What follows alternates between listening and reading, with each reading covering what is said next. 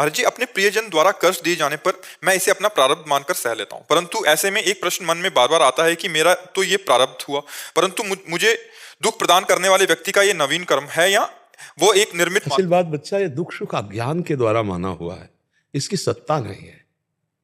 जब तक इसकी सत्ता मानोगे, जैसे रस्सी में सांप की सत्ता नहीं है, मानोगे उसे कि नहीं सांप तो है, तो तुम्हारे भय को नष्ट नहीं किया जा सकता।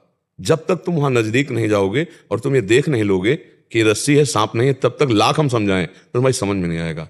बच्चा, कोई यहां नहीं है जो तुम्हें कष्ट देता है। तुम्हारे विचार, तुम्हारे पूर्व किए हुए कर्म, वही तुम्हें दुख दे रहे हैं। वो व्यक्ति नहीं है, वो परमात्मा स्वरूप है। अध्यात्म में ऐसे देखा जाता है, वो व्यक्ति नहीं है, उसके अंदर परमात्मा बैठा हुआ है। उसके अंदर से जो क्रिया हो रही है, जो मुझे प्रताड़ित किया जा रहा है, जो मुझे विक्षेप डाला जा रहा है, ये मुझे पावन किया जा रहा है, वो तो एक निमित्त मात्र है। मेरा कर्म उसके सर पर सवार होकर मुझे दंड भुगता रहा है। प्रतिपल कटुवचन, प्रतिपल छल कपट, प्रतिपल धमायादि साथ धोखा, वो मेरे कर्म का फल है। उसको कर्म के फल की तरफ मुझे नहीं देखना, उसके अंदर बैठा हुआ परमात्मा मुझे भुगता रहा है। शुद्ध अध्यात्म की बात। अगर व्यवहार की बात देखें तो हम अपने कर्म को भोग लेते हैं, वो जो करेगा वो भोगेगा। उसके विषय में हम क्यों चिंतित हों? हमको अपने कर्म को भोग लेना है, अपने को संभाल लेना है। ये व्यवहार की बात कह रहा हूं। अध्यात्म में और कोई किसी को दुख नहीं देता है, कभी नहीं देता है। हमारा कर्म होता है तभी वो दुख मिलता है, पक्का समझो। अगर हमारा कर्म नहीं तो हमारा पड़ोसी बहुत अच्छा होगा, हमारे परिवार के लोग बहुत अच्छे होंगे, देख देख के सुखी होंगे। और कर्म बिगड़ा है तो दरवाजे के सामने वाला ही बिगड़ा ऐसा होगा, उठते बैठते चलते फिर तो वो मतलब डिस्टर्ब करता रहे। तो कर्म के अनुसार से हमें वास, कर्म के अनुसार से हमें वैसे परिवार का संयोग, कर्म के अनुसार से हमारे वैसे विचार बन जाते हैं। विचार भी तो दुख देते हैं बच्चा, कभी देखते हो आप? अंदर विचार ही दुख देते हैं। बेमतलब के कल्पनात्मक संकल्प विकल्प करके हमको जलाते रहते हैं, वो हमारा कर्म ही तो है। विचार ही सुख देते हैं। कोई ऐसा विचार है आंखों में आंसू आया, आनंद आ गया, पुलकित हो। कोई ऐसा विचार है जल के राख हो गया, गुस्सा कर गया, गालियां अंदर से निकलने लगे। अगर वो आदमी ऐसा ना करता तो मुझे ऐसा ना। विचार इसीलिए हम कहते हैं नाम जप करो, नाम जप करो, तुम्हारे विचार शुद्ध हो जाए। जैसे विचार शुद्ध है और सामने वाले ने गाली दिया, तुरंत हमारे विचार में आया हमारे किसी पाप का मार्जन हो रहा है। बेचारा तो निमित्त है, वो तो निमित्त है। कारण उसको गाली देने के लिए प्रेरित करने वाला तो भगवान है, और वो इसलिए कर रहा है कि मेरे किसी कर्म का मार्जन कर रहा है, तो उसको बेचारे को क्या दे।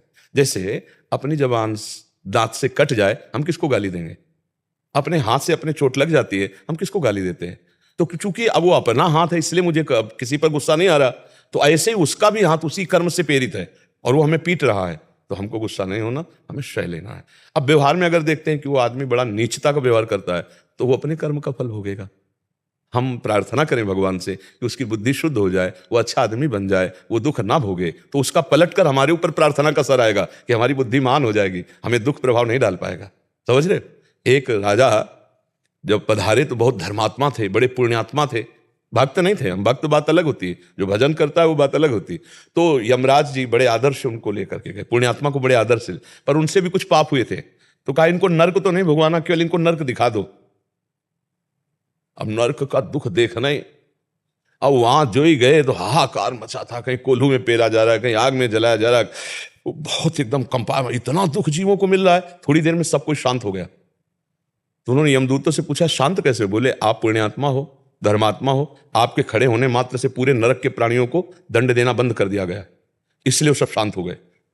तो उनका अच्छा, मैं यहां से जाऊंगा फिर इनको दंड मिलेगा? बोले हाँ। बोले कभी नहीं जाऊंगा। बोले ऐसा नहीं हो सकता, यहां वही रहता है जो पाप कर्म करता है, यहां तुम रुक नहीं सकते, केवल तुम्हें देख के तुरंत स्वर्गलोक जाना है। तो उनका कभी नहीं जाऊंगा।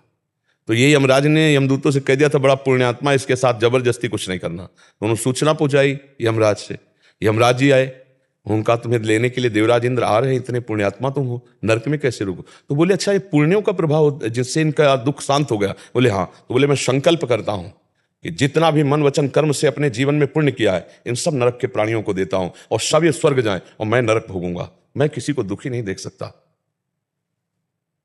यमराज ने आश्चर्यचकित हो गए कि ऐसा? तो उन्होंने कहा तुम नरक तो नहीं रुक सकते। बोले क्यों? जब हमारे पुण्य सब नष्ट हो गए, हमने सबको दे दिया, तो हम नरक भोगेंगे? बोले नहीं, इसका भी पलट कर तुम्हें पुण्य मिलेगा। अब तुम ब्रह्मलोक जाओगे, स्वर्गलोक ले जाओगे, अब तुम ब्रह्मलोक जाओगे। तो समझ रहे हो, हमारा कोई अहित कर रहा है और हम ये प्रार्थना करें भगवान इसकी बुद्धि शुद्ध कर दो, भगवान इसको कभी दुख ना पहुंचे, तो वो पलट कर जो लौट के आएगा बड़ा दुख का नाश करने वाला, बड़ा सुख प्रदान करने वाला। और जब हम किसी को कहते हैं इसका नाश हो, अब वो पलट के आएगा तो उसको मिला कि नहीं मिला, लेकिन हम तो हमारे शुरू हो जाएगी आज से जलन होना, द्वेष होना, क्रोध होना, अशांति होना। तो बच्चा आए हो आप अध्यात्म समझने, व्यवहार नहीं। अध्यात्म में प्रार्थना, भगवान मेरे को ऐसी सामर्थ्य दो कि मैं सह सकूं, और इसको ऐसी बुद्धि दो कि इसकी बुद्धि शुद्ध हो जाए। हे नाथ आप कृपा करो। अध्यात्म तो ये कहता है बच्चा, समझ रहे हैं? हाँ, अपने ऊपर के लिए सिर्फ, अगर किसी और के ऊपर कोई अनर्थ कर रहा है, अधर्म कर रहा है, फिर हम टूट पड़ेंगे, प्राणों की बाजी लगाकर उसकी रक्षा करेंगे, उसको बचाएंगे। ये परमार्थ का जो स्वरूप है ये ऐसा। हम सह सकते हैं, लेकिन हमारे धर्म, हमारे राष्ट्र, हमारे ऐसे समाज के प्रति आप करोगे, फिर नहीं सह पाएंगे। फिर उसकी रक्षा के लिए हम आपके सामने विरोध खड़ा कर देंगे। समझ रहे हैं आप?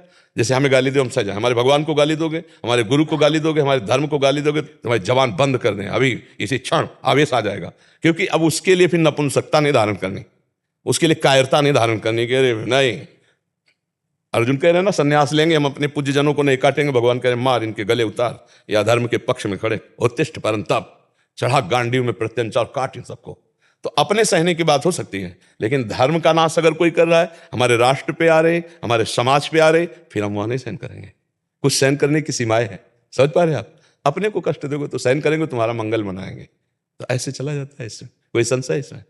जैसे दुख जैसे आपके वचन सुनते हैं तो दुख तो सहने का सामर्थ्य आने लगा, मतलब ये अच्छा लगता है कि चल दुकान शायद ये भी बढ़िया हो रहा है हमारे साथ। जी, मतलब आगे के लिए अच्छा, बहुत बढ़िया हो रहा है, आगे के लिए बहुत अच्छा हो रहा है। लेकिन ये जो प्रश्न परिवारजनों के साथ, हमारे अपनों के साथ होता है, अपने ही करते हैं जब, तो मन में ये वाला प्रश्न आता है कि जैसा अगर वो प्रारब्ध है हमारा, तो इनका तो फिर ये नवीन कर्म ये पहले से उसी की काट बताई है कि उसमें भगवत भाव देखो। वो तो बेचारा यंत्र है, तुम्हारा ही कर्म कर रहा है उसमें। उसके लिए ये मत सोचो कि उसका नवीन कर्म बन रहा है कि नहीं बन रहा है। उनके लिए कष्ट की वो नहीं बिल्कुल भी है। इसीलिए तो प्रार्थना करो भगवान तो से, कल्याण चाहिए अब। हाँ, इसीलिए भगवान से एक एक शब्द में उत्तर छुपा होता है बच्चा। अभी जैसे हमने कहा ना, आप उनके लिए भगवान से प्रार्थना करो, उनका मंगल हो, उनकी बुद्धि शुद्ध हो, कहा नहीं तो मंगल हो जाएगा उनका, और वो मंगल लौट के आपका महामंगल कर देगा। एक एक शब्द अगर गौर से सुनोगे तो तुम्हारे अंदर प्रश्न ही नहीं रह जाएगा, क्योंकि वो अनुभूत वचन निकलने, तुम्हारे प्रश्नों का समाधान अपने आप उसी में है। सुन लो गौर से केवल, ठीक है?